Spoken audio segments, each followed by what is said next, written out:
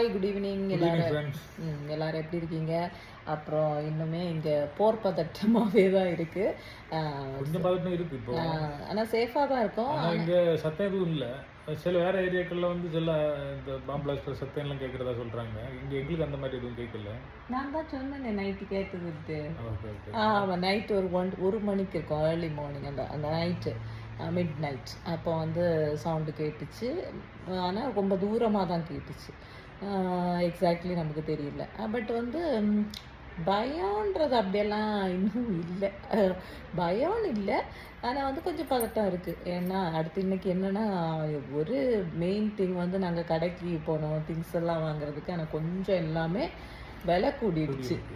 கொஞ்சம் இல்லை, யூஸ்வலாக தேர்ஸ்டே ஃப்ரைடே சாட்டர்டே வந்து இங்கே ஆஃபர்ஸ் போடுற நாள், வெஜிடபிள்ஸ் எதுனாலும். பட் இன்றைக்கி நாங்கள் போனால் அஸ் யூஷுவல் வாங்குற கடை தான், எப்போவுமே ஆஃபர்ஸ் போடுவாங்க. பட் எதுவுமே எந்த ஆஃபருமே இல்லை, எல்லாமே விலை கூடுதல். கொஞ்ச நாள் தான் இருக்கும், அதான் தெரியல என்னன்ட்டு. பட் அவங்களே சொன்னாங்க எல்லாமே விலை கூடிடுச்சு. அப்புறம் நாங்கள் ரொம்ப மினிமலாக என்ன தேவை அப்படின்னு தான் வாங்கிட்டு வந்தோம். அது எங்களுக்கு கொஞ்சம் கஷ்டம். மினிமலிஸ்ட் அது நான் கொஞ்சம் கஷ்டமாக தான் இருந்தது. பட் ஏன்னா அஃபோர்ட் பண்ண முடியாது நம்மளாலேயும் இல்லை, அப்படி விலையெல்லாம் கூட்டிச்சுன்னா அஃபோர்ட் பண்ண முடியாது. அப்புறமா எங்கள் டிக்கெட் எல்லாம் நாங்கள் கேன்சல் பண்ணிட்டோம். ஊருக்கு வர பிளான் எல்லாம் ட்ராப் ஆயிடுச்சு, அவ்வளோதான். ஏன்னா ட்ராப் ஆக்கிட்டாங்க. எங்களுக்கும் ஆனுவல் லீவ் இல்லை. நாங்கள் ஹெல்த் கேர் ப்ரொஃபஷனில் இருக்கிறதுனால லீவ் இல்லை, அந்த மாதிரி இருக்குது. சரி, எல்லாரும் ப்ரேயர் பண்ணுவோம் சீக்கிரமாக இந்த வாரெல்லாம் முடியணும் அப்படின்ட்டு.